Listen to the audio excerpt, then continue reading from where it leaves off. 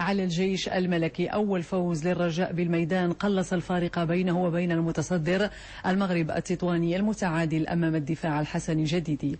خالد أزدون ومصطفى ودة.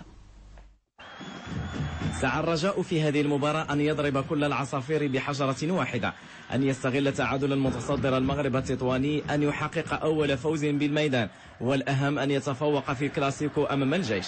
قوة الضربة وتأكيد الصحوة، وعلى أن الفرق الكبيرة تمرض ولا تموت، وأن الرجاء قادم فانتظروه. هذه رسائل وجهها الرجاويون لكل المتربصين.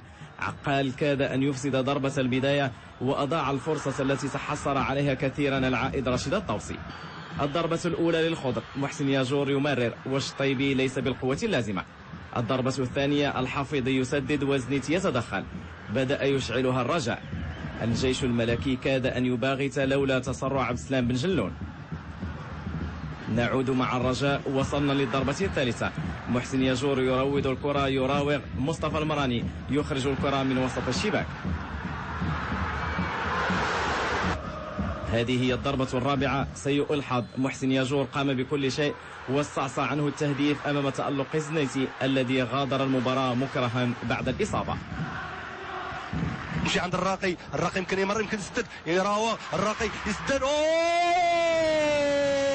إنها الضربة الخامسة، وكانت صائبة كما توقعها جمهور الرجاء في بداية المباراة. عصام الراقي يباغت أصدقاء الأمس، والقط محسن متولي كاد أن ينهي كل شيء مبكرا.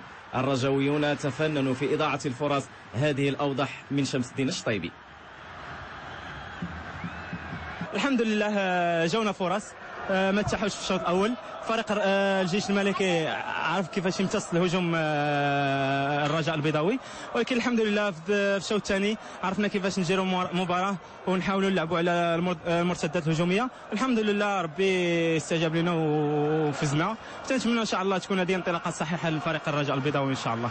الحمد لله اللقاء ما كانش ما نقولوش اللقاء كان صعب. الحمد لله حنا جينا لمدينه كازا باش نحققوا واحد النتيجه ايجابيه. ما ساعدناش الحظ، كنا فريق الرجاء البيضاوي.